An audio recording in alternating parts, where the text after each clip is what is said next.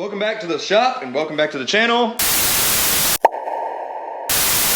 So where I'm at today is I'm getting this thing ready, this being the V2203. As you can see, the transmission, if you watched the last video, you know it's already mounted. Nice. There's the adapter plate. If you haven't, go check that out. What I'm doing today is what we talked about last time. Y'all can see that this thing is stamped with Carrier. And with all that being said, this thing, here's the engine block, and you see how much wider this oil pan for the Carrier units is. So with that being said, because this thing is so wide, we're having a hard time fitting this inside. Let me bring you over to the truck. The engine cradle area, or that's what I'm calling it anyway. I still gotta get these plates out, those gotta come out. But because of that oil pan being so wide, it's having a hard time sitting in that area. So what I did is I've ordered this oil pan. The part number for this is 6655151. I can put a link in the description if I remember, because I'm really bad about that. But this oil pan is very, very shallow. It should fit. I don't know that it for sure will, but this is supposedly off of a Bobcat unit. So the Bobcats that use the V2203s, this is the oil pan that those motors and those applications would use. So I'm gonna bust this off. I'm about to bust. This is a two-piece oil pan. Those of you who don't know, there's a seam right here and a gasket, and it's got 287 bolts. No, that's not an exact number, obviously an exaggeration. I've got most of them taken off, but there's two different sizes. There's some 14s up here, the rest are 12. So at the back side over here in the front, there's a section of 14s, and then the rest are these 12s. But split case, so I gotta take this off, drop the bottom side here, and then get in here, and then obviously break this top side off. So that's what I'm doing now. I wanted to make sure, I mean, it's petty stuff, but one, that I voice that, and two, that I show that I'm doing that. So let me get this oil pan swapped out, and then I'll pick back up then. See you guys, well, you know, a second for you guys, who knows how long for me. As you see, I got my jacket on. It's a little nippy in the shop today, but the other night, I did get this done. I wanted to show you guys what I was talking about. Obviously, there's a bottom side of that split case. So this is a two-piece oil pan. All the little bolts are right here, all the big bolts. The big bolts at the front are through bolts, and they look like these. So they go through the pan all the way up into the engine block. The rest of them, once you get on the inside and here that hold this piece of the motor, are these little devils here. And anyway, split case is off. Like I said, I ordered this one off eBay. I've got it currently hanging.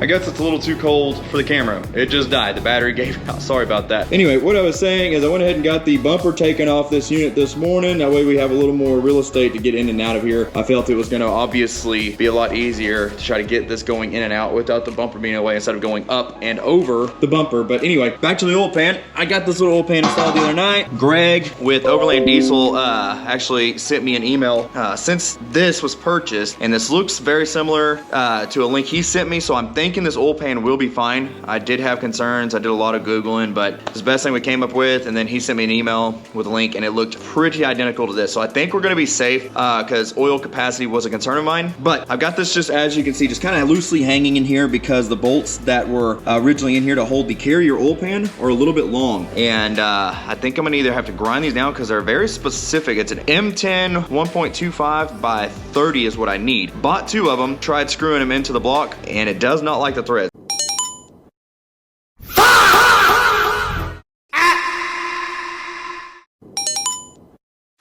But that's another problem to figure out here in a little bit. So like I said, I've got this loosely hanging up on there now. I got this bumper out of the way. Now where I'm at is I've got to take these out. These are the factory spots for the V6 that was in here, and the bolts, or sorry, excuse me, well, the bolts do go through, but the nuts are on the back side. They're non-welded nuts. So I've got to pull the top of the bag off. I've got to separate this assembly, jack this up, and then pull the bag out of the way, or hopefully be able to move around to get my hands inside of the frame on both sides, and then pull these where they're out of the way altogether. So I guess snap into some time lapse, because that's going to take me a minute.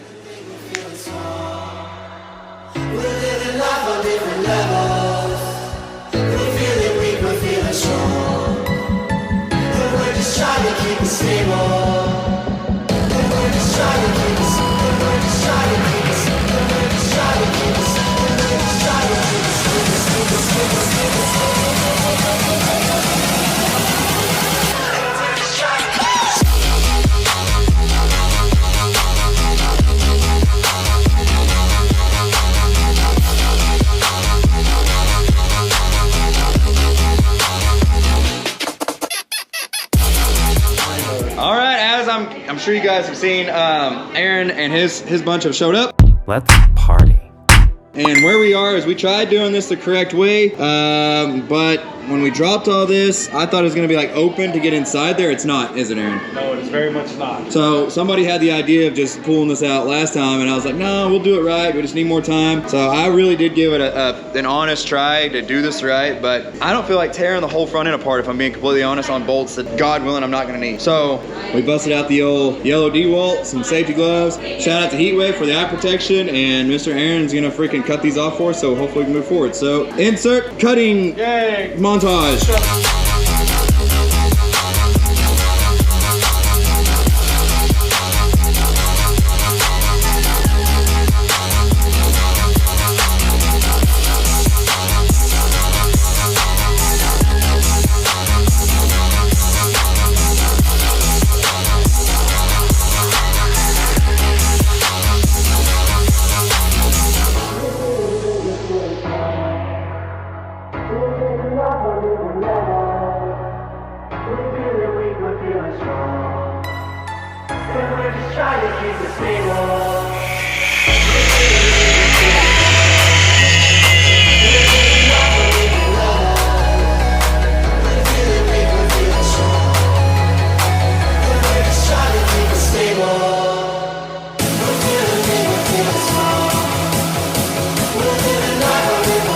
That part is done. Thanks to Aaron cutting those bolts off. That was a good time. I appreciate that. Put all the front end back together that we took apart that we didn't need to, come to find out. And to get you guys up to speed, the last thing we just did is there was a little bracket right here with like a tensioner, I think, on it, or just an idler pulley, I guess. Right there, we just took that off the side. Now I guess it's time to do a test fit, yeah? Yeah, I'm gonna put these motor mount plates on the block just so they're in there before we go to the test fit. But yeah, test fit. Test fit time. Test fit. It's about to go back. Hopefully it goes better than the last time. Time lapse.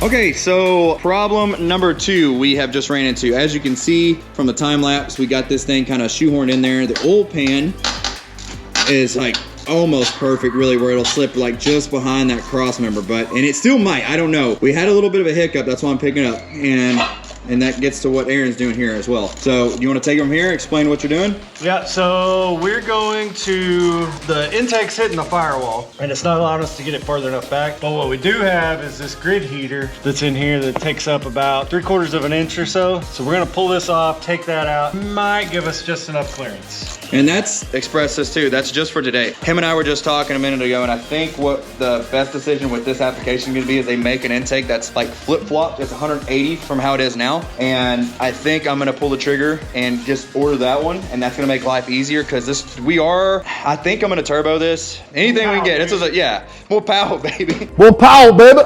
This thing is obviously a tractor engine, so with that, you gotta take that into consideration. It's not just gonna be some kind of hot rod. So probably turbo in this. With that being said, getting the intake flipped around is gonna help. We don't have that today, so that's why we're gonna just taking this grid heater out, like he's saying, and hopefully getting that real estate. So we'll do this. Once we try to shoehorn it back in there, pick up then. See you guys in a second. Where we are is here, and here is there. Right there, what is here but there without a T? Here. What? Bro, what are you talking about, man? So what we did, let me see if I can get down here and show you guys. This right here is the transmission cross member, and Chevrolet has not slotted it, but put 2 different sets of holes on both sides of the frame rail. So we didn't tap, or should I say punch any hole, we just utilized the holes that were already here. So we scoot the cross member back to where it's at now, and the trans bracket is actually slotted on the cross member.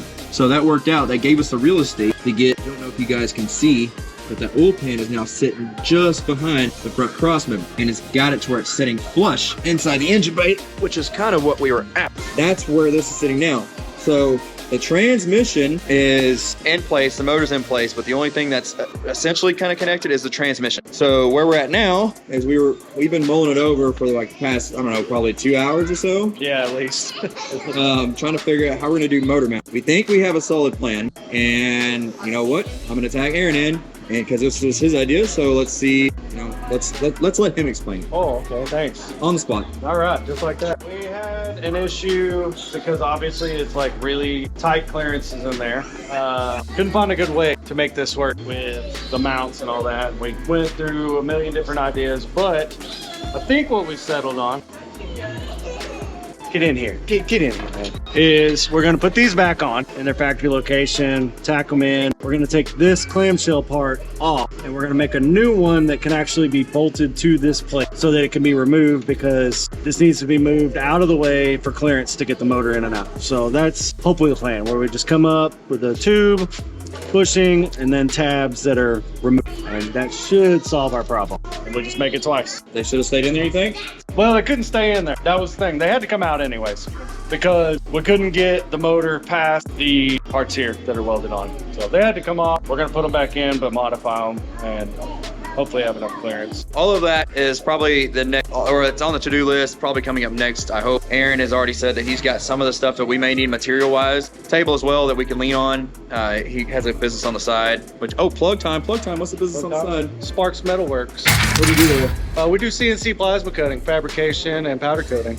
There you go, look at that, plug. Yep. So we can lean on that. So shout out to him and his business partner, Chris Gould. If need be for some of this stuff. But the other thing that we've got lined up too is the starter is supposed to be here later this week. So that's going to be something to figure out too. But nonetheless, progress. Oh yes. And then the oil filter that we had to pull up here. I just put some bolts in here to kind of plug that. But this thing comes out of here, elbows out, and then your oil filter sits here. We've got to figure that out as well. So yes, thank you for reminding me about that. All the stuff. So enough talking. The motor is in. Huge progress. Yep. As always, thank you, Mr. Rector. Thank you, sir. But yes, here we are. You know what to do, right across the truck. And if you made it this far, greatly appreciate it. See you on the next one.